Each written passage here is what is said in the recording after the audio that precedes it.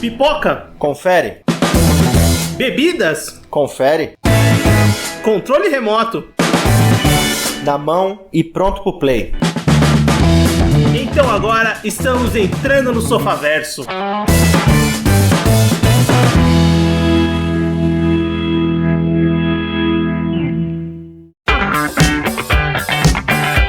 Muito bem, Sofaverso começando, voltamos para mais um episódio do seu podcast e hoje vamos falar da 6ª temporada de Boku no Hero Academia. E para isso eu tô com o Everton. Fala pessoal, beleza? Eu sou o Vinícius e bem querido ouvinte, voltamos para mais um episódio do seu podcast e hoje vamos falar de anime, vamos falar da 6ª temporada de Boku no Hero Academia ou My Hero Academia, anime esse que acompanhamos desde o começo aqui no Sofaverso, no antigo podcast. Então tem episódio tanto no antigo podcast quanto agora de todas as temporadas do anime. Cara, é um dos animes aqui que a gente... É um dos projetos, né, dos animes e de séries que estão com a gente desde o começo, né? A gente sempre tá gravando as temporadas e a gente vai gravar também da 6ª temporada, né? A última temporada do anime baseado no mangá do Kohei Horikoshi. Mangá que ainda é um dos grandes mangás da Jump. A nova temporada estreou no dia 1º de outubro do ano passado e terminou no último dia 25 de março de 2023 com 25 episódios. Na contagem geral foi do episódio 114 ao episódio 138 e... Essa nova temporada, ela adapta mais ou menos ali até o final do capítulo 238. Então, o mangá, atualmente, até a data de gravação desse podcast, tá no capítulo 279 e 280. Então, não tem tantos capítulos mais pra adaptar, mas tem alguma coisa. Lembrando que o mangá tá na reta final já. Isso que eu tava me questionando. Acho que já tá pra finalizar, né? Sim, o mangá já tá na reta final e a gente vai conversar então um pouco dos acontecimentos dessa 6ª temporada de um anime que é muito popular, mas eu acho que, primeiro de tudo, a gente pode começar conversando sobre uma coisa, Everton. É nítida a queda de popularidade do Boku no Hero Academia, né? É, muito nítido que diminuiu o hype em cima da série. Muita gente ainda não gosta, tá ligado? Não tá gostando ainda mais do anime, sabe? Porque, realmente, as duas últimas temporadas, o final da 4ª e a 5ª, elas foram abaixo do que estava sendo apresentado, né? Então, muita gente meio que pegou desgosto do anime. O que eu acho que é uma pena, honestamente, porque eu acho que a 6ª temporada, ela é muito boa, ela traz umas histórias, uma sequência pra história muito boa, sabe? Eu acho que, honestamente, eu vi algumas pessoas também comentando que há uma queda na animação, e eu acho que é verdade. Não na parte das batalhas. A parte das batalhas ainda são muito bem feitas, são muito legais, mas, por exemplo, quando estão os personagens assim parados, realmente dá pra ver que tem umas coisas meio esquisitas, sabe?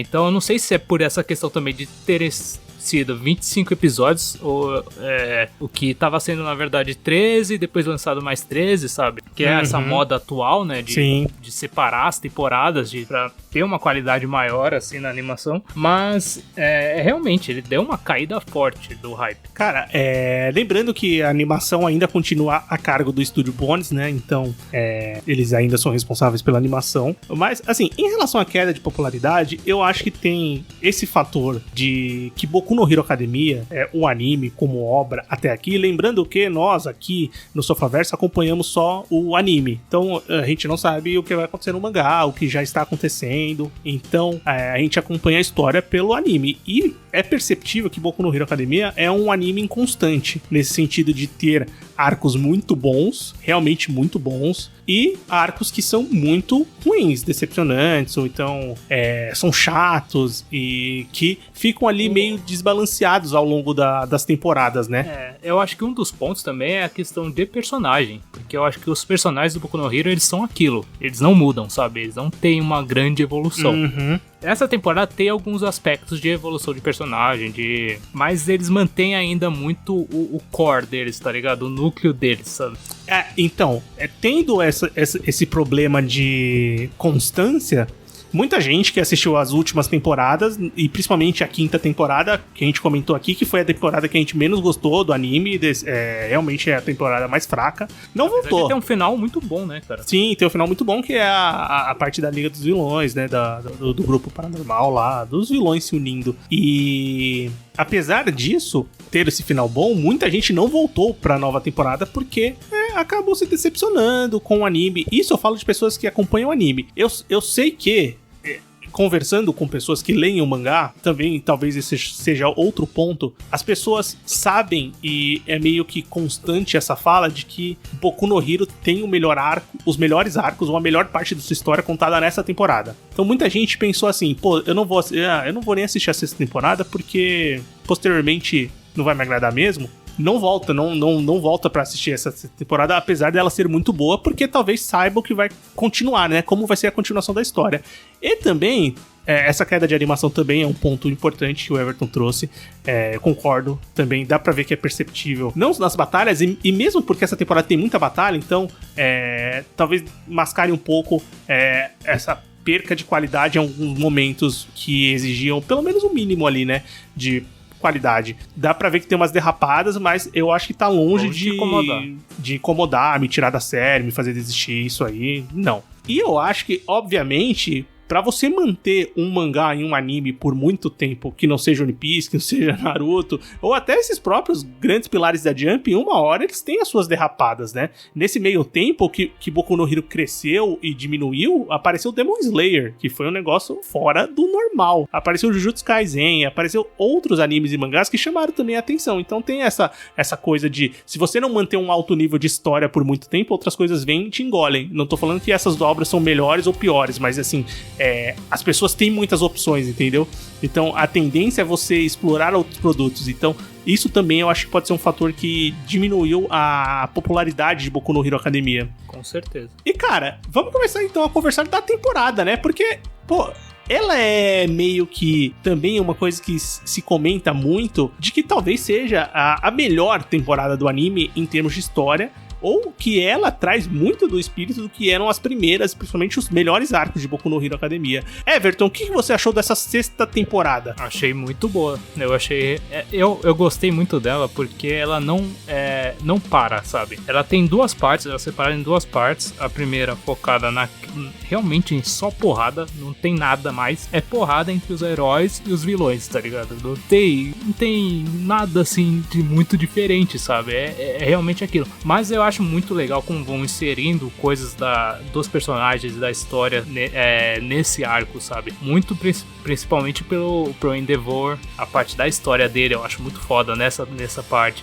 A questão mesmo da relação entre o Midoriya e o Shigaraki e como essa questão de, pô, agora tem o vilão realmente muito fixo aqui quem é o vilão e como vai ser essa ação do vilão. Que mantém o mesmo, é o All for One. Sabe? Eu acho legal como é trabalhado isso. E é uma das coisas do Boku no Hero é que tem muito personagem, né? Então, e é interessante como eles vão colocando, mas queira ou não, eles colocam todos pra, tipo, agir de alguma maneira, sabe? Claro que tem os principais, tem os que vão agir mais, mas todos estão lá, sabe? Eu acho interessante isso, como funcionou nessa primeira parte. Não só os heróis, os estudantes, como também os vilões agora, sim, né? Porque a gente tem esses dois arcos bem estabelecidos nessa temporada, né? Que esse primeiro arco de batalha, né? Que eles chamam de Guerra de Libertação Paranormal, que é a junção do grupo lá de Frente de Libertação Paranormal, que é o do Redestro. É Redestro ou Destro? Do Redestro e do Shigaraki, que formam um grupo só, né? Que foi o Resolução da quinta temporada. Contra os heróis, né? Contra os heróis, assim. E muito numa questão de não só os estudantes, né? São os heróis mesmo, os estudantes agindo como heróis, né? É uma missão, de fato, pra você vencer um vilão. O que eu acho legal é que é um plano de contenção, né? Que são os heróis indo em encontro dos vilões. Não é um ataque dos vilões, sabe? Que nem é nas primeiras temporadas. Sim, exatamente. E depois a gente tem uma segunda parte da temporada, uma parte final, que é um arco que eles chamam de Herói Negro, né? Dark Hero ou Dark Deku, né? Que é a parte que vai focar mais no Midoriya. Mas vamos começar então dessa primeira parte, porque como o Everton já adiantou, esse arco e essa temporada, principalmente essa primeira parte, é uma temporada de muita ação, direta e sem enrolação. Porque uma coisa que foi apresentada na temporada passada é o Hawks infiltrado nessa fronte de libertação paranormal, né? Nesse grupo que ele vai colhendo as informações. E pelas informações que ele colhe, ele consegue descobrir o paradeiro do All for One e dos homens, né? Do All for One e também de outras coisas que eles estavam atrás ali. E aí começa essa operação conjunta entre heróis, entre estudantes, pra pra conseguir conter, né, esse avante dos vilões. E a temporada, assim, é desde o primeiro o capítulo naquela crescente de batalhas, né? Então você tem a apresentação de vários personagens, não personagens teoricamente novos, mas muitos heróis que você vê passando de relance durante todas as outras temporadas, mas aqui entrando em ação. E também outros personagens novos, de fato, que você conhece melhor. E eu acho que ela, desde o começo, é uma temporada muito empolgante, né, nessa questão de batalha. Porque você fica muito interessado em saber o que tá acontecendo, e você tem os principais ativos do anime envolvidos na batalha.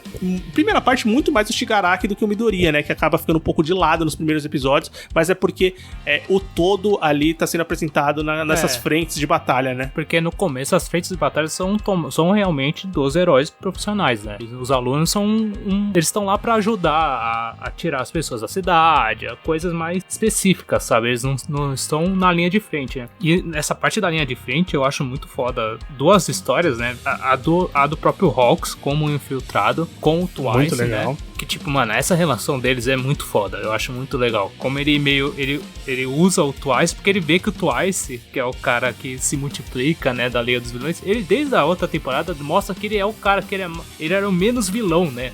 Mas exatamente. Ele tem um poder muito forte e se sair do controle é muito perigoso, sabe? E como o Hawks desenvolve uma relação com esse cara e toma uma decisão muito pesada, sabe? De exterminar ele antes que fosse um perigo maior, cara. Eu acho muito foda esse arco. E a parte da invasão também do hospital eu acho muito boa por apresentar novos personagens, no caso, principalmente a Mirko, que eu achei muito foda, tá ligado? Uhum. Que já entrega uma ação muito legal, né? Toda a parte de invasão ali do hospital, eles estão num lugar chamado Jakku, né, que é a cidadezinha ali, estão nesse hospital que tem o Dr. Garaki, que é um doutor cientista responsável por fazer não só Nomus, experiência com Nomus e como eles chamam de High Ends, né, que são os Nomus especiais que aparecem nesse começo de temporada, mas também o principal ponto aqui é o desenvolvimento do Shigaraki, né? Muito da operação é você impedir que o Shigaraki se transforme ou que chegue numa potência de corpo e de poder que talvez seja irreversível, né? Que é também aquela junção com o All for One, né? Então tem todo esse ponto da construção do vilão, do experimento e de você tentar cortar aquilo antes que seja tarde demais. E isso aqui é literalmente o que acontece. Eu acho legal esses primeiros episódios, porque além de a Mirko apresentada muito mais a questão de batalha, do heroísmo e do visceral, né? As batalhas são violentas, sim, as batalhas são fortes, os heróis se ferram de verdade, eles se machucam, eles apanham, eles estão lutando com pessoas, com monstros, né? Com os Nobus muito fortes. Então é legal ver o quanto de sacrifício eles estão fazendo. E é um clima de tensão e de batalha elevado que te faz ficar preso, né? Os capítulos passam muito rápidos, porque eles têm muitas batalhas, eles são interessantes e eles te prendem na tela, cara. Eu acho que eu me senti muito nessa primeira parte da temporada querendo saber o que ia acontecer. Eu acho muito foda isso, que tipo, é a ponta do iceberg, porque vem muita desgraça depois, sabe? E, cara, o ponto do que você comentou do Hawks e do Twice, ele é muito legal, porque além de ter uma batalha incrível, a gente tem ali uma construção de duas ideias diferentes e de dois lados diferentes, e do entendimento do que é o heroísmo por um e por outro. E também tem o Dabi envolvido na questão, que é um ativo e um personagem importante da temporada, né? É um cara que já tem um destaque durante as outras temporadas, né? Mas agora ele vai ter, de fato, uma revelação e um momento importante ali, né? Mais pro final desse primeiro arco. Essa parte do Hawks e do Twice é muito importante porque ela estabelece principalmente a ação da união dos vilões, né? Principalmente do Dabi e da Himiko, né, cara? E, tipo, são os mais impactados pela morte do Twice, né? O Dabi mais por uma questão de usar aquilo como um sinal de que os heróis não são tão corretos assim, né? Mas a Himiko realmente por ter um amigo que foi assassinado, tá ligado? Isso é pesado, sabe? É realmente uma construção dos personagens legais, cara, da parte dos vilões, né? E o Boku no Hero, ele tem essa tendência de tentar colocar de alguma maneira bem colocada, assim, às vezes, não é uma coisa de camadas e complexa, mas de expor o que levou os vilões, né, os vilões do anime a serem vilões, né, ou então a defender os ideais que eles acham que são os corretos contra os heróis da história. E muitas vezes você acaba criando algum tipo de empatia ali, porque tentar se colocar. O Twice é um exemplo muito bom disso, né, de você, tentar entender o lado dele, por que ele tá ali, contra o que ele tá lutando, e você às vezes fica até pensando, cara, por que o Rox fez isso, né? e a coisa é crescente, né? Mas a coisa é também uma disputa de vida ou morte, uma disputa de ideais e de futuro, né? De saber como as coisas vão ser guiadas pra frente e de também entender que aquelas partes ali, elas são essenciais pro todo, né? Tanto pra parte dos vilões quanto pra parte dos heróis. E essas divisões que o anime faz no começo, né? Que você tem essa parte de dentro do hospital, no subterrâneo, nos laboratórios, você tem a parte do Hawks, você tem uma parte externa com todos os estudantes. Os estudantes nem tanto, porque os estudantes estão mais defendendo a cidade, né? Eu acho legal que são escolhidos alguns específicos por estratégia, sabe? Pra utilizar golpes de área. Eu acho muito legal essa ideia, sabe? Porque eles são todos uma parte externa, né? Com uma cacetada de vilões e uma cacetada de heróis realmente lutando pelo espaço, lutando pra conseguir defender ali os heróis, tentando prender os vilões, obviamente, e também conseguir executar um plano deles de não deixar o Shigaraki despertar, de você vencer o All for One e tudo mais. E essa separação de unidades é muito bem colocada no anime, porque você tem vários momentos e vários poderes e vários personagens aparecendo e mostrando algumas características, principalmente de batalha, que você não viu ainda durante o anime, né? Você pode ter visto pinceladas, mas aqui são batalhas de vida ou morte, né? É um nível a mais, né?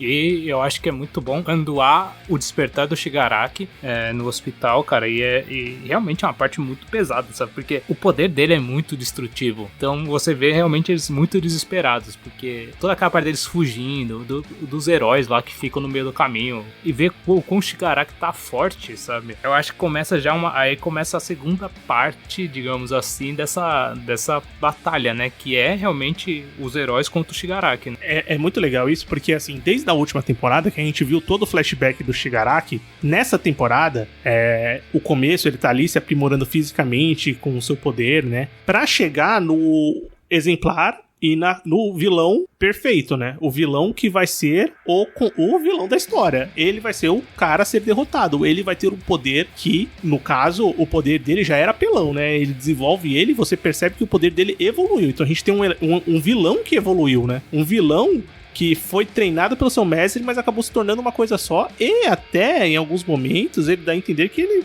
já superou, né, também.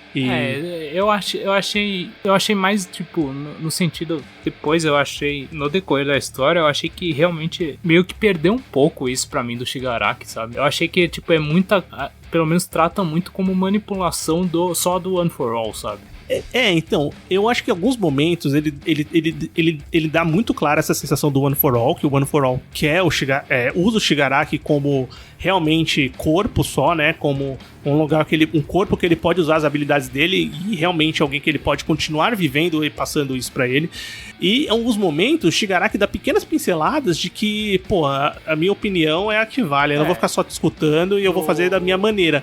No episódio que eles estão lá no mundo, lá entre que aparece o One for All, aparece os outros possuidores lá do One for All também, que ele tá no mundo com o Midoriya, sabe? Que realmente também tem um ponto que o Midoriya meio que também entende que é possível salvar o Shigaraki de alguma forma, sabe? Uhum. Lá tem um aspecto que é tipo meio de diferença do Shigaraki com o All for One, né? Mas eu acho muito foda, por exemplo, quando eu falei da evolução do poder do Shigaraki, o Shigaraki, ele consegue destruir uma cidade sem precisar tocar, né? Porque antes a gente tinha aquele poder dele que ele tocava nas coisas, mas agora meio que indução o negócio. Se uma parte é destruída, a outra... A que destruir a próxima vai ser um efeito dominó, né? Tudo vai se destruindo. E tem essa parte de destruição do Shigaraki, que é uma coisa, tipo, muito forte pra, primeiro, ser desesperador. Isso é uma boa, porque pros heróis é tipo, meio que não tem como vencer um poder desse, então a gente não sabe muito bem o que vai fazer.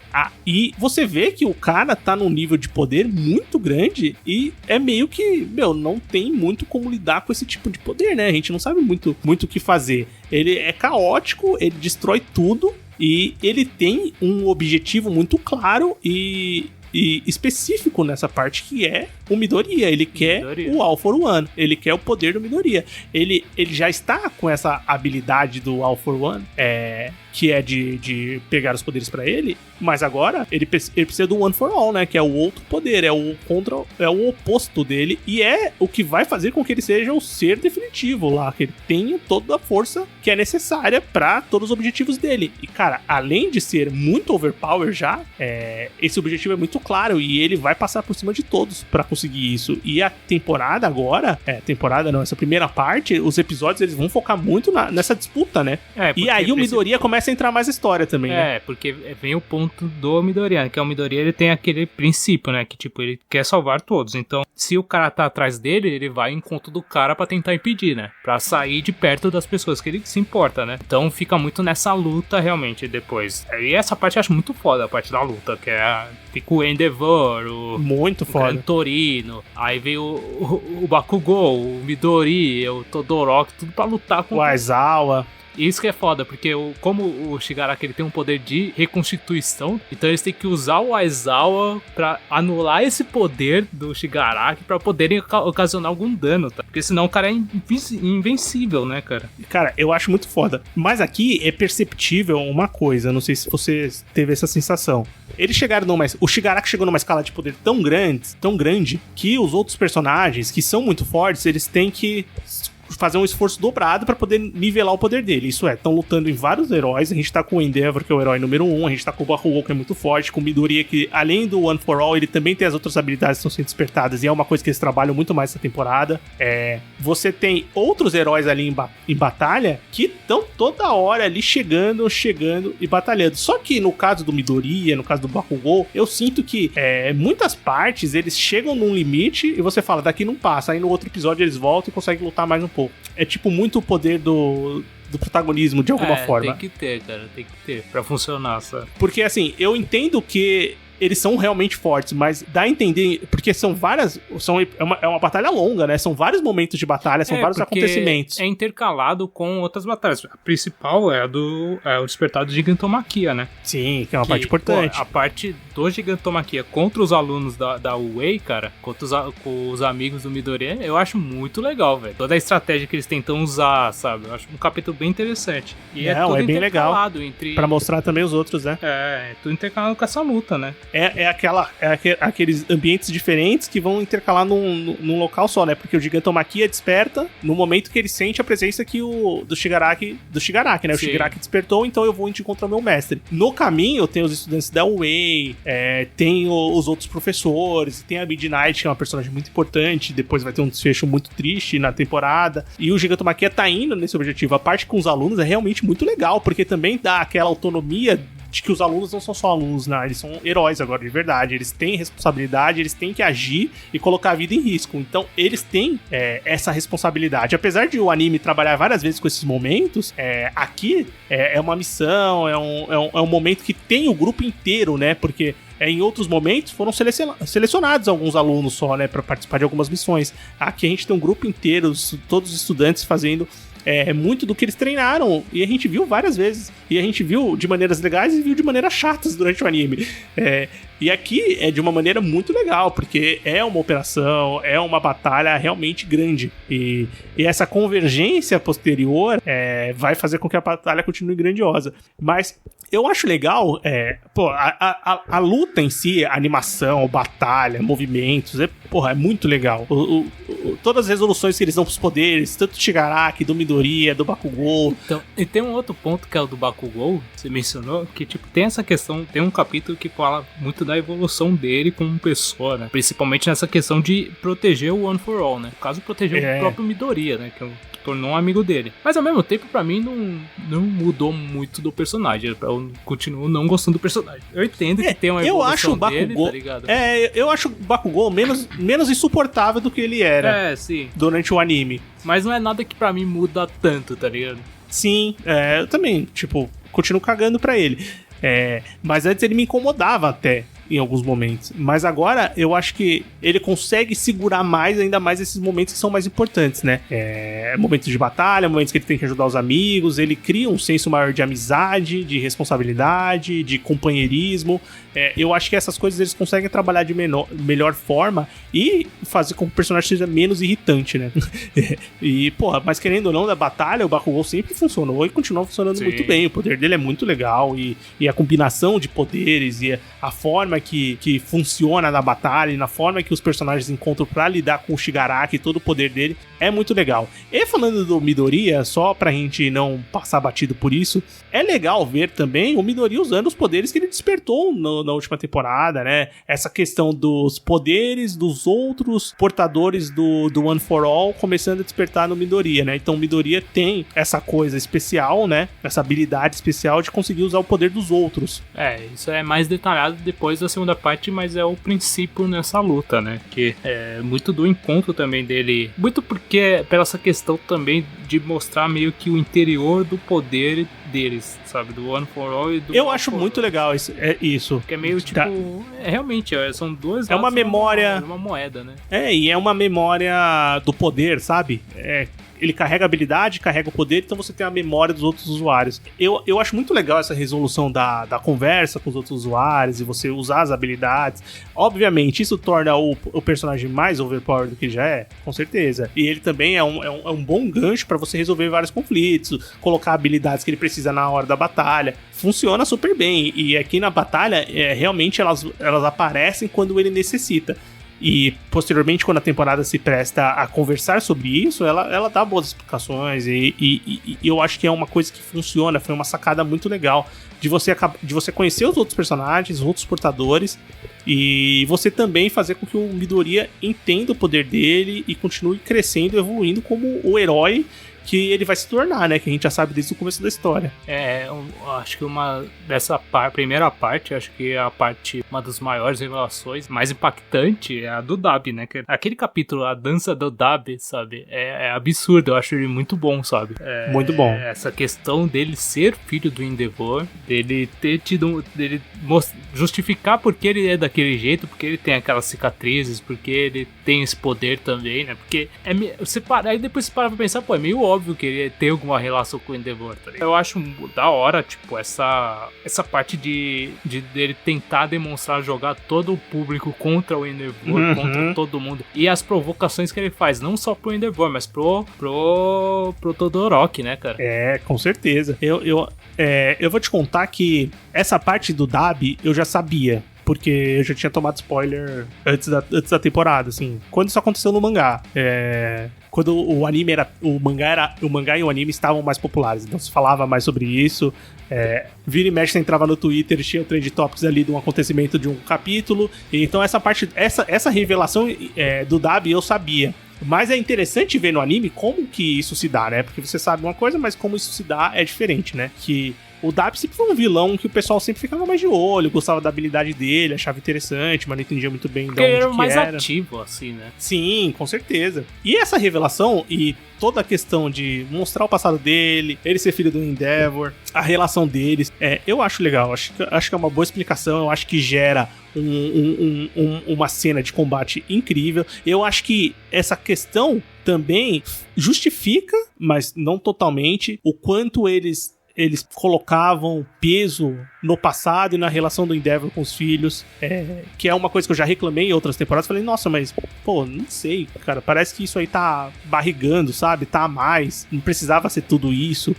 E tudo aquilo foi mostrado, dá um peso maior pra essa revelação. Então, eu acho que funciona. Essa questão de jogar o público contra os heróis eu acho muito legal, porque é uma coisa que Boku no Hero trabalha, não de agora, já trabalha há algum tempo. Desde o Sten, né? Depois a gente vai comentar, mas essa temporada ela trabalha muito bem.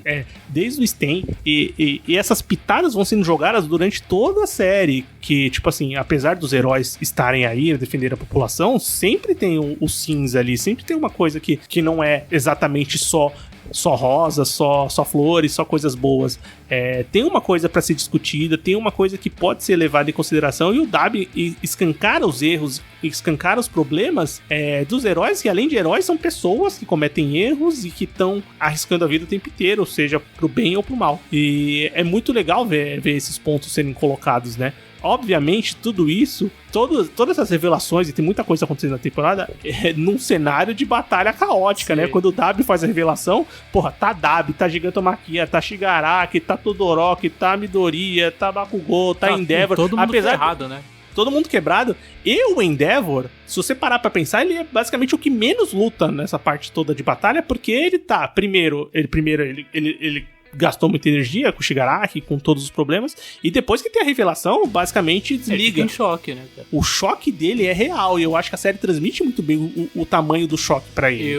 Além de contar também com o ataque no Aizawa, com a bala que tira os poderes também, né? Sim. É um negócio bem fodas também, ó. Porque assim, o Boku no Hero, apesar de ter algumas mortes nesse pedaço, nessa batalha, o Boku no Hero não é um anime que mata muitos personagens principais, mas uma morte, você pode considerar, entre aspas, uma morte no anime, e principalmente num shonen, num anime com habilidades e com lutas, os heróis que vão perdendo suas habilidades no caminho. Isso o Boku no Hero faz com alguma frequência, né? Sim. Tanto que tem uma reviravolta de um personagem que basicamente morreu e volta nessa parte de batalha, que é muito foda. Cara, é assim, eu tenho sentimentos confusos com relação a isso.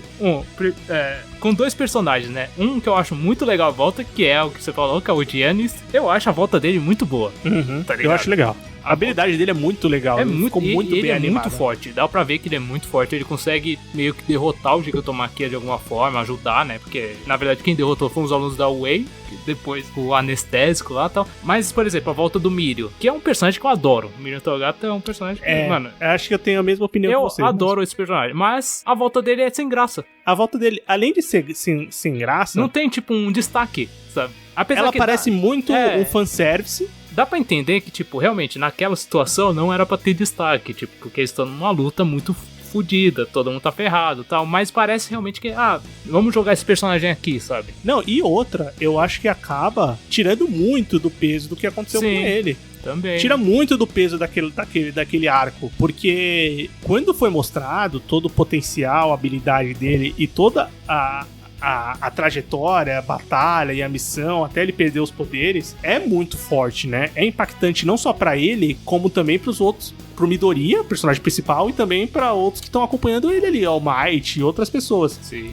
Quando você chega aqui, ele simplesmente aparece, aí tem uma cena ali de 2 minutos falando como ele recuperou os poderes. Eles já criam um gancho ali com a Eni. É Eni o nome da personagem ou Eri? Eu esqueci. Né? É Eri, né? E, cara, já cria um poder que ela tinha de tirar as habilidades e fala assim, não, mas ela pode meio que também usar ao contrário o poder. Então você cria um gancho ali muito bom pra você reverter muita coisa durante o anime ou durante a história depois, sabe? Cria um precedente que pode ser perigoso justamente por isso, por tirar peso de muitas coisas que podem acontecer. Como eu falei, como não tem as mortes, perder os poderes, estar fora de combate, não poder ajudar os companheiros nas batalhas, participar ativamente, é uma morte pro anime, pra esse tipo de história. Então eu acho também, concordo com você, Everton, que nessa parte do Mirio, apesar de eu achar muito legal em luta, muito legal mesmo, ela acaba sendo um fanservice perdida e acaba tirando um pouco do peso da própria história dele que foi contada antes. Sim. Eu concordo muito com isso, velho. Apesar, por exemplo, o contrário do Giannis, porque o Giannis, ele não tinha esse peso, ele não tinha essa posição, mas quando ele morre, é muito impactante, porque é o Hawks que mata, você fica com essa dúvida e tal, e quando volta, você já sabe que o Hawks não era um espião, tá ligado? E volta o Giannis, eu acho legal, sabe? Funciona. Não, é muito legal mesmo. E é basicamente, quando ele volta, é a resolução da batalha, né? Então, aí a gente entra na questão, né? Porque tem um último capítulo, a parte da resolução mesmo, que é o do Mr. Complex lá, que ele tem um puta destaque, que ele consegue meio que tirar a união dos vilões de lá, né? Mas eu acho que as consequências é um negócio que eu achei muito bem feito, velho, na história. Eu achei muito, muito bem feito. Eu acho que tem uns capítulos que você fica, caramba, cara, porque eles se ferraram muito, muito, muito mesmo. Sim. Apesar de não ter as mortes, algumas mortes, né? de personagens principais, mas a gente tem, primeiro, nessa resolução da batalha, a gente tem o Mr. Compress, tem o Spinner, tem outros vilões ali, o próprio Gigantomachia, e eles conseguem dar um jeito de Shigaraki fugir. E meio que o Shigaraki, na verdade, nem queria sair dali, né? O One for All, que meio que num acordo, eles falaram, não, vamos nos retirar da batalha aqui porque você chegou no seu limite. Porque os heróis conseguiram fazer com que ele chegasse no limite de quase morte ali, ou de que os poderes deles já estavam basicamente no limite, né? Ali não tinha mais o que fazer. Então eles conseguem essa fuga, né? E posteriormente, todos os eventos que aconteceram aqui de batalha, eles, destruíram uma cidade, inocentes foram mortos, a gente entende isso, as coisas foram destruídas, heróis foram mortos, heróis perderam habilidades e perderam... Eu acho foda a parte... Primeiro, a desconfiança do público, que os heróis perdem totalmente a confiança do público. Os heróis se aposentando, 100%. Isso eu acho muito foda, que os heróis é legal mesmo. Tem aquela parte que a Ochako tá vendo e o maluco fala, não tem jeito, eu vou abandonar isso, tá ligado? Eu acho muito foda isso. Tem um episódio, que é o 127, que ele é literalmente o Midoriya relatando os acontecimentos pós-batalha, né? Uhum. O que aconteceu, prisões, a baixa popularidade dos heróis. Tem uma personagem que, apesar de não ser das principais, é um personagem muito recorrente desde o começo, que é a Midnight, né? Que é a professora, que ela morre nessa batalha. Então tem esse peso ali de um professor que tá com eles desde o começo, que também morre. Então essas consequências, elas são reais e são pesadas, né? E esse episódio é muito legal pra ilustrar isso, porque mesmo que seja um episódio de descanso ali do ritmo que estava sendo apresentado. Pra caralho esse episódio. É um episódio triste, é um episódio que você se questiona realmente do peso das ações dos heróis, o quanto eles foram bons ou ruins no que aconteceu. E o quanto aquela questão de, tipo, mano, não ter o símbolo do All Might é bizarro.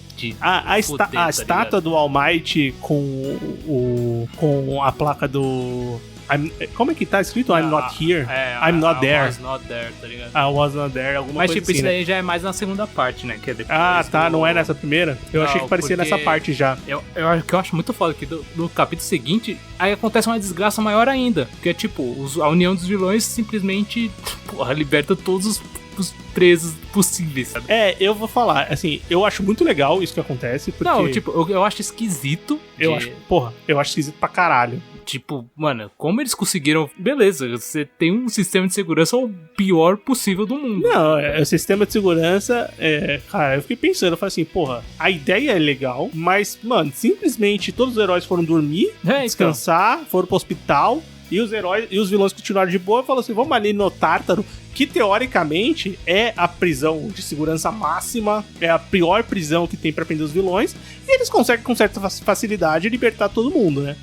Eu acho que seria mais interessante se partisse uma rebelião interna, sei lá. Eu acho que seria mais legal também. Acontecesse alguma coisa que eles fez, sabe? Se fosse alguma coisa combinada, tá ligado? Interno esperando um ponto, né? Porque ele só serve pra, primeiro, mostrar que o Shigaraki e o All for One estão realmente com um poder imparável. Então eles vão lá, destrói o Tártaro. Mas, esperava muito mais. Esperava que tivesse algum herói realmente forte ali que defendesse o local. Então, não tem muito isso. Eu entendo que os principais da história, eles estão ali se recuperando. O Hulk tá muito fodido. O Endeavor tá muito fodido. Teve heróis que morreram. Teve estudantes morrendo. O Aizawa perdeu uma perna. Então, deu uns negócios assim... muito fortes, mas eu esperava mais de uma segurança do Tártaro, né? Então eu também acho isso meio caído. Mas eu acho que o clima depois da série, eu acho que fica interessante, sabe? Essa questão das cidades em toque de recolher, todo mundo se escondendo. Fica, eu também gosto. Não tendo tantos heróis pra agir, os próprios pessoas sem poderes que estão também comprando coisas, armas do Redestro, tá ligado? Pra se proteger dos heróis que estão invadindo. Eu acho essa parte legal, que é onde acontece a parte do Midoriya, do Dark e Deku, né? Então, essas pitadas, elas criam o mundo, ou então como o mundo tá ali, né? Eu acho interessante, e talvez é uma coisa que até falta em muitos shonens, que é você tem as grandes batalhas e saber o impacto que essas batalhas têm. Tem consequências as coisas. Nas pessoas normais, as consequências, como os personagens e como as outras pessoas que veem aqueles personagens estão... você tá falando dos heróis que protegem o mundo, então você tem que saber como as pessoas estão vendo eles depois que eles não conseguiram proteger. Porque foi do objetivo da missão, ele foi totalmente fracassado, né? Ele só conseguiu despertar o Shigaraki, eles não conseguiram chegar onde chegaram, teve toda a coisa do Dabi, teve muitas coisas que foram só pontos negativos pra eles. E ver essas consequências é muito interessante pra saber como é que a história vai se desenrolar e como os personagens vão agir, né? Apesar que essa segunda parte da história eu acho ela meio esquisita. Só antes de você começar a segunda parte, eu acho que tem mais uma vez o Endeavor relembrando a criação dos filhos, o casamento. Eu acho que é também mais uma parte que fica meio repetitiva. Ah, pra caramba. Eu acho que, porra, isso aí tudo você já entende. Pode mostrar coisas diferentes, mas, porra, é uma coisa que você já entendeu. Eles estão colocando desde o começo do anime, então eu acho que é uma parte que não precisava ser introduzida de novo e tem basicamente um episódio só pra isso. E o último... É mais ou menos 2, né? E é porque tem um que é o passado do Hawks, que também vai mexer muito com... é bem legal. Que tem a parte... A do Hawks é legal pra ver... Porque o Hawks é um personagem que não tinha sido apresentado esse passado ainda. Então é legal ver o que acontece. E ter também... Mostrar que tem esse... Como é o nome do comitê de segurança, que é bem filho da puta também, sabe? E antes de começar, de fato, o arco, né? O arco do Herói Negro, do Dark Hero, que começa mais no episódio 132, que a gente tem uma parada, né? Do 131 pro 132, tem uma parada de 2 semanas pra começar um novo arco. O último episódio, ele é legal justamente porque ele se foca basicamente no Midoriya conversando com os antigos usuários do One for All dentro da sua mente, né? Dentro do seu poder. E tentando entender qual que é a decisão que ele tem que tomar, porque a gente acabou não falando tanto, mas o objetivo do Shigaraki era tomar o One for All. E o One for All, o Midoriya como sucessor do One for All, é uma coisa que fica muito clara abertamente clara pra muitos personagens, dos principais, e fica meio subentendida pra vários, né? Sim. Então a gente sabe que o Midoriya, esse segredo que ele tem desde o começo do anime, ele já não é mais segredo, né? E a gente entende que tem algumas coisas que são realmente especiais no Midoriya, né? Que a questão dele não ser um cara sem poderes e os outros usuários terem poderes já naturalmente, sabe? E também um ponto que é aquela questão quando eles falam que ele é praticamente o último usuário do One for All. Isso eu achei muito foda, tá? Dá um peso muito forte pro personagem, né? Não, com certeza. Você aumenta o peso dele e é um peso que vai levar a que ele vire o Harry Potter na próxima fase. Então, cara, eu acho estranha essa segunda fase. A gente começa a segunda parte, o Dark Deku, com um arco que... Porra, basicamente no primeiro capítulo a gente sabe que o Midoriya, a decisão que ele toma pra tentar proteger os colegas e as pessoas é sair da escola. Eu não entendo essa porra. Honestamente, eu achei muito estranho. Primeiro, essa parte do All Might, do Endeavor, do Hawks, do Giannis fazerem um grupo e tipo, Midoriya, vai ser o nosso agente secreto porque vai servir como uma isca, sabe? Então pra você vai se manter longe dos caras pra proteger a escola, sabe? E você vai ser tipo meio que uma isca, mas tá tudo bem porque você tem um monte de poder agora e você consegue se virar, tá ligado? Eu acho muito legal essa parte dele desenvolver todos os poderes dos outros usuários. Eu acho muito legal os poderes, eu acho muito legal porque ele é um personagem muito inteligente, ele sabe usar estratégia com cada poder. Pô, isso é muito legal. Mas realmente é muito estranho. Muito estranho essas decisões. Eu vou falar a verdade que eu não compro o Dark Deku. Eu acho que assim, você não vê da onde vem.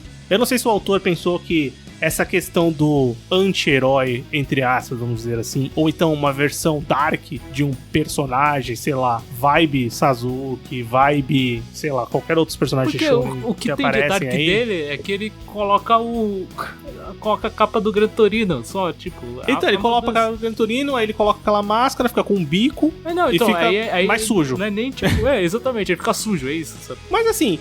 Pra mim, não vem uma construção de... Assim, lógico, teve perdas, teve...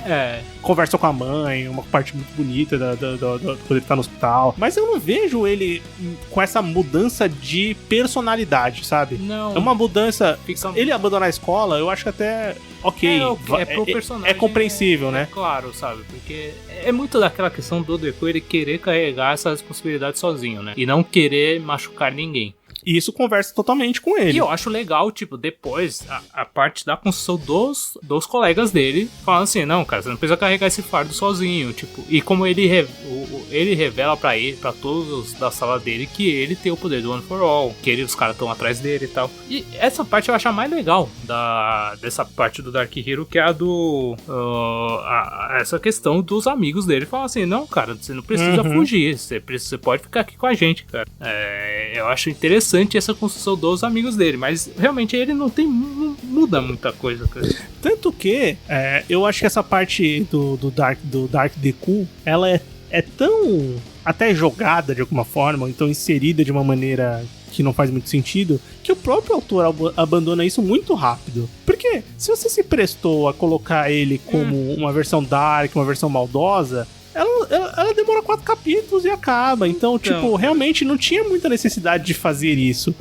Ou você mantém ele fora da escola por um tempo normal, com a personalidade dele, ou então não faz muito sentido, é só uma perca de tempo. Como eles fazem essa questão de ele voltar depois pra escola, não, tá tudo bem, vamos ficar com ele aqui tá tudo tranquilo, a escola tá protegida agora, não tem problema, sabe?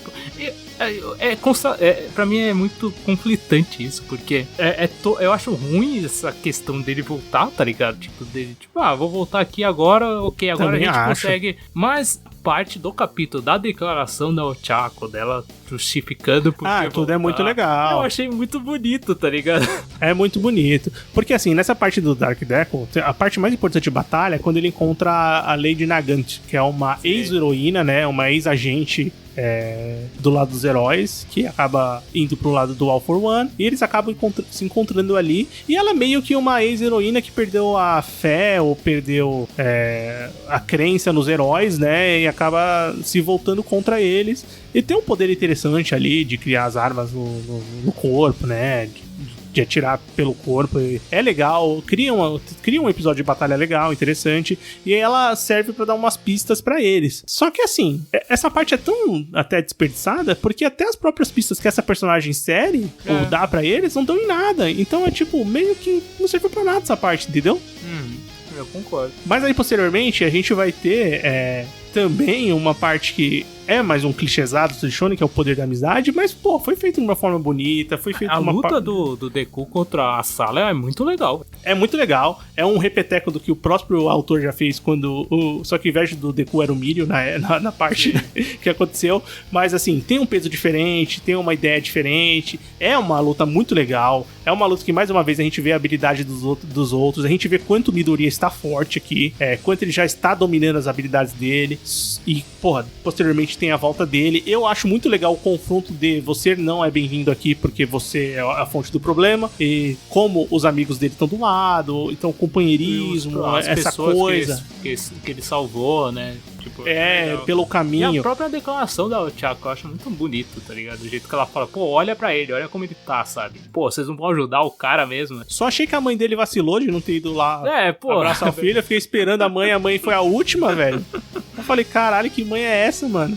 Mas beleza, mas assim, eu acho que vale, é aquela coisa do poder do companheirismo, né? Os amiguinhos ajudando, mas é feito de uma maneira bonita, porque a gente que tá acompanhando o anime desde sempre sabe que o companheirismo e as relações de amizade ali são verdadeiras, né? São bem construídas. É muito isso também, né? Tipo, é muito essa relação dos próprios colegas, sabe? Tem muito disso. Ele não é como eu posso dizer? Ele não é tão dramático, né? Ele tem esse ponto, não, eles são amigos, eles tem carinho um pelo outro, é isso, tá ligado? É assim que funciona, eles são heróis e é assim que funciona, sabe? Eu acho que se, tipo, o Midoriya tivesse matado um vilão na parte da batalha, talvez poderia dar um peso maior Dark de, tipo... Hero, né? Pro anti-herói, né? Ficar triste, de real, não triste, mas sentir que eu tenho um peso, né? Sentir que eu tenho uma coisa...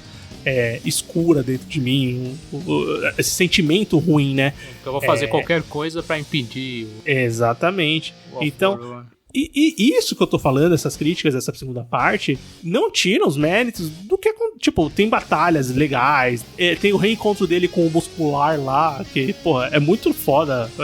Logo no primeiro episódio da temporada, dessa parte aí, do episódio 162, tem uma puta batalha. A batalha com a Lady Nagant é legal, a batalha deles com os amigos dele é muito legal. Então, ele tem os problemas de narrativa, mas aqueles problemas que a gente apontou aqui, que não fazem muito sentido, sentido, que talvez poderiam ser trabalhados de outra forma, poderiam nem ter aparecido. Mas assim, os acontecimentos em tela são legais. Eu não me senti em nenhuma maneira tipo, ai meu, não quero assistir esse episódio, tá muito chato. Não. Os episódios eles vão bem, eles têm um bom ritmo, eles fluem muito bem. Mesmo porque essa temporada, apesar dela ter, como a gente falou, alguns problemas técnicos de animação, de qualidade, mas nas batalhas ela continua entregando. Ela tem uma trilha sonora incrível, que anima, que te traz pras batalhas, que te faz querer continuar assistindo o anime. Então você continua assistindo, se divertindo, acompanhando a jornada deles. Eu acho que tudo isso ainda funciona muito bem. O último episódio da temporada eu acho interessante também, principalmente pelo encontro entre o All Might e o Stain, o que me levantou uma dúvida muito grande que eu não lembrava. Pra mim o Stain tinha morrido. Não, ele foi preso. Então, tipo, ele é tipo a primeira vez que o Endeavor mostra os poderes de verdade, assim. Quando ele aparece no Tartarus lá, que aí eu vejo. Aí eu falei, caralho, esse cara não tinha morrido, eu achei que ele tinha morrido, né? Mas eu acho muito interessante o encontro dele com o All Might. E que mostrar que, mano, ele é muito fã do All Might, sabe? Ele é o cara verdadeiro herói que ele quer matar e que ele quer enfrentar, sabe? Uhum. Sim, ele é fã do All Might e ao mesmo tempo ele tem muito da lógica deturpada, né? Do como fazer pra. O que é o herói, o que eu tenho que fazer, ou como eu tenho que agir. Então ele tem essa ideia de que todos os heróis do mundo não são heróis, muito pelos problemas, muito pelas coisas que são apresentadas. E a ideia dele, que foi plantada lá no começo, ela começou a ser mais... a ter mais adeptos agora, né, nessa temporada, né? Então, principalmente por tudo que aconteceu. Então, o diálogo dos dois é um diálogo de muito... É muito rico pra construção do próprio anime, né? Tipo, é uma coisa que conversa muito com o que já foi estabelecido lá no começo. Então, eu gosto muito dessa parte e também gosto de uma coisa, que o All Might realmente ele não vai voltar mais. E isso é uma coisa que, em certos momentos, eu até ficava pensando, acho que eles vão dar um jeito do All Might voltar. Sei lá, vou fazer alguma coisa, mas realmente não tem mais escapatória. Tanto pra ele e o Stain também. Eu acho legal mostra... Pelo que eu vi, ele também tá meio fora. Ele já, tipo, não vai mais participar. Eu acho legal que mostra que o All Might não vai voltar como All Might, mas ele ainda é uma pessoa útil, sabe? Ah, sim, querendo ou não. Ele é um herói e, cara, querendo ou não, ele ainda é um cara que traz... A presença dele ainda é muito importante, né? Pro mundo, pros heróis e pro Midoriya, que é o seu pupilo, né? O mentor do Midoriya é o All Might, querendo ou não. E apesar de ele ter vários mentores agora, né? Que são todos os ex-portadores do One for All, ele também tem o All Might ali do lado dele o tempo inteiro, né? E, cara, continua funcionando muito bem a relação dos dois, né? E a resolução final da temporada, que é a questão dos heróis internacionais, né? Então... Porque assim, a temporada, como é grandiosa de batalha, ela também estabelece uma coisa muito definida, como a gente comentou no começo, né? O Shigaraki é o vilão principal, o Shigaraki / All for One, eles estão super poderosos, os heróis do Japão estão destruídos, eles estão tentando se reorganizar, o Japão, as cidades ali que aparecem na história, também estão destruídas, estão tentando se reorganizar e eles precisam de ajuda externa, eles precisam de ajuda internacional. Então a gente vai ter agora a entrada de heróis internacionais, e a temporada termina com a principal heroína dos Estados Unidos, que é a All Might mulher, a Star, aparecendo, né? E eu tô muito curioso pra saber, ainda não fui atrás, não fui tomar spoiler pra saber como é o poder dela, mas eu acredito que seja uma coisa muito apelona. Com certeza. E cara, eu tô muito curioso pra saber o que vai acontecer. A 7ª temporada já está confirmada, então não sei se será a última temporada do anime, como eu falei, né? Não tem tantos capítulos de mangá, né? Tem mais ou menos 50 capítulos de mangá, que não é muita coisa, né? Eu acho que deve dar pra fazer, tipo, meia temporada, não sei exatamente quantos, mas... Acho que vai esperar um pouco, né? Eu acho que... E outra, provavelmente essa temporada só vai sair no segundo semestre de 2024, né? Então tem mais um tempo pro mangá adiantar, pra história se concluir, pra muita coisa acontecer, mas eu tô na expectativa. Eu não lerei o mangá, serei forte, apesar de estar curioso, e vou continuar acompanhando o anime. E pra finalizar, né, Everton, vamos dar nossas notas, né? De 0 a 10. De 0 a 10 o que? O quê? Pô, aí é complicado. 0 a 10... que eu não vou lembrar, foram tantas, né, durante todas essas temporadas. Eu ia falar de versões do One for All, tá ligado? Usuários do One for All, mas foram 9, tá ligado? Não funciona, sabe? De 0 a 10, versões atuais, pra homenagear o morto. Foda, né, cara? Mas, tipo, eu dou uma nota, acho que um 8,5, cara. Eu acho que tiro um pouco por essas questões que eu que eu falei, tá ligado? Principalmente desse arco final do Midoriya. Ficou meio inconsistente pra mim. Mas é uma temporada muito boa, cara. Eu acho que as partes das batalhas ainda são muito empolgantes. Tem algumas resoluções, algumas consequências que eu achei muito interessantes como foram apresentadas. E, cara, é um anime que eu gosto ainda, sabe? Eu acho que muita gente perdeu o hype. Esse é o ponto, né? Pra caramba ainda, sabe? Esse é o ponto principal, cara. Também é um anime que eu me divirto muito ainda. Eu confesso que eu vim sem expectativa nenhuma pra essa nova temporada. Tanto que, se eu não me engano, quando você começou a assistir, você falou, nossa, essa temporada já começa na batalha, né? Já tem muita coisa acontecendo. Aí depois, quando eu comecei a assistir, já tinham uns 4 episódios, 5 episódios da primeira da temporada, né? E eu assisti assim numa paulada só, cara. Aí quando eu comecei a assistir, eu falei, nossa, meu, tá muito legal essa temporada. E eu assisti semanalmente, então... foi uma experiência em assistir anime das melhores que eu tive em 2022 e 2023, né, a primeira parte. E eu gostei demais da temporada. Eu vou dar um 8, que é um notão, porque a primeira parte eu acho muito legal em termos de batalha. Um pouco da função dos personagens, algumas histórias reveladas, eu acho isso muito legal, as consequências também posteriores, mas eu realmente acho que a segunda parte ela perde um pouco na força, principalmente no que eles querem contar, né? Mas mesmo assim ela entrega momentos legais, momentos emocionantes, momentos de batalhas boas, e ela me deixa com uma sensação de que, porra, eu tô muito ansioso pra saber o que vai acontecer nessa história, eu quero continuar acompanhando a história. E isso é uma sensação que eu não tive de fato quando terminei a 5ª temporada. Então é legal ver o anime voltando aos eixos de alguma forma, e também espero que alguns problemas que tiveram nessa temporada sejam revistos, principalmente animação, sei lá, alguns problemas de história, mas a história a gente vai depender do mangá, né? Então a história já tá feita, a gente só vai saber o que vai acontecer quando sair a temporada. Uma coisa que eu não comentei, só rapidinho antes da gente... a nota final é 8.25, tá? Nota do Sofaverso para a 6ª temporada de Boku no Hero Academia é 8.25. Boku no Hero Academia, ele não tem, pra mim, aberturas e encerramentos tão marcantes. Mas os dessa temporada eu gosto muito. Achei muito bonitos os dois. São legais. Achei muito bonitos os dois. Mas também não são marcantes, tá? Também não são marcantes, mas assim, eu achei muito bonito os dois, só fico pra constar aqui. O primeiro, que tem toda uma questão de HQ mesmo, né, de usando as onomatopeias, e assim, o segundo eu acho mais bonito ainda, tem umas partes muito bonitas, assim, eu gostei das aberturas. Sim. E dos encerramentos também, certo? Certo. Muito bem, querido ouvinte, comenta com a gente o que você achou da 6ª temporada de Boku no Hero Academia, se você gostou ou não gostou dessa temporada, se você está ansioso para a nova temporada, e vamos pro bloco final agora. Recomendações, críticas e o que mais vier à nossa cabeça agora no bloco final. Muito bem, bloco final do Sofaverso começando agora da gente comentar alguma coisa que a gente assistiu, que a gente leu, que a gente escutou, que a gente... qualquer coisa. O que você traz, Everton? Cara, eu vou comentar um filme que foi indicado ao Oscar, que eu assisti finalmente semana, que chegou no Star Plus, que é o The Banshees of Inisherin. Sim. E é muito legal, o filme bacana pra caramba, velho, eu gostei. Boa. Achei, cara, uma história muito bizarra, muito... Você não sabe pra onde tipo, vai, né? Muito perdido, você fica muito curioso, sabe? Eu achei um filme muito interessante, cara. É um filme muito bonito, muito bem feito, assim, sabe? Mas a história realmente é muito curiosa, muito interessante. Curiosa é uma boa palavra pra descrever a história, porque ela chega a ser surreal em alguns momentos, né? Porque você realmente não acredita que aquelas coisas que são ditas, elas vão acontecer em tela. Elas acontecem.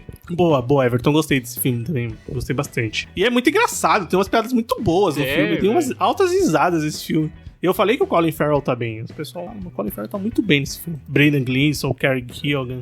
Estão todos muito bem. O que eu vou comentar também é um filme, também assisti nesse fim de semana, um novo lançamento, um novo filme original da Apple TV, que é o filme do Tetris. Pô, eu tava com vontade de ver, cara. Tetris, filme de 2023, é um drama, comédia, que vai contar a história da expansão do Tetris fora da União Soviética, né? De como realmente o Tetris virou o jogo que ele é hoje, né? Então, o protagonista, né? O filme é contado pelos olhos do Hank Rogers, que é vivido pelo Taron Egerton, que tá fazendo trabalhos com a Apple TV já. Ele fez aquela minissérie Blackbird, que eu recomendo, é uma minissérie muito boa. Também é uma minissérie autobiográfica, né?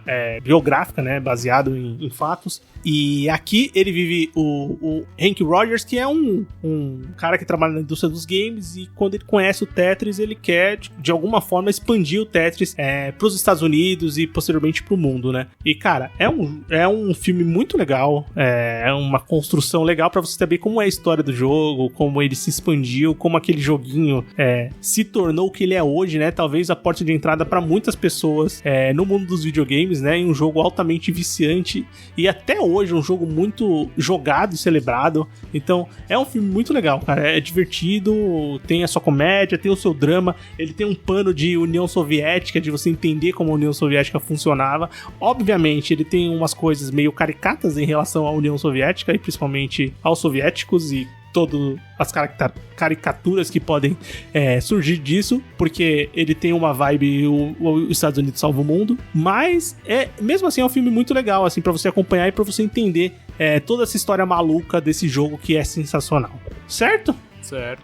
Muito bem, querido ouvinte, se você gostou desse episódio, comenta com a gente, conversa com a gente, procura a gente nas nossas redes sociais, a gente tá no Twitter como Sofaverso, no Instagram como Sofaverso, pode mandar um e-mail pra gente, podcastsofaverso@gmail.com e, claro, temos um grupo de ouvintes no Telegram, entra lá, o link de convite tá aqui no post do episódio, você será muito bem-vindo pra gente conversar sobre filmes, sobre animes, sobre séries, sobre qualquer outra coisa, a gente sempre tá atualizando lá com trailers e com lançamentos e com conversas legais, entra lá, você será muito bem-vindo. E claro, pra continuar escutando o podcast, toda semana tem episódio novo, procura a gente na sua plataforma de áudio favorita, a gente tá no Anchor, tá no Spotify, tá no Amazon Music, tá no Google Podcasts, tá no Podcast Addict, bem, onde você procurar a gente, você vai encontrar. Se você por acaso não encontrar, manda uma mensagem pra gente que a gente vai dar um jeito de colocar o podcast pra você escutar na sua plataforma favorita, certo, Everton? Certo. Obrigado, até semana que vem, valeu! Falou!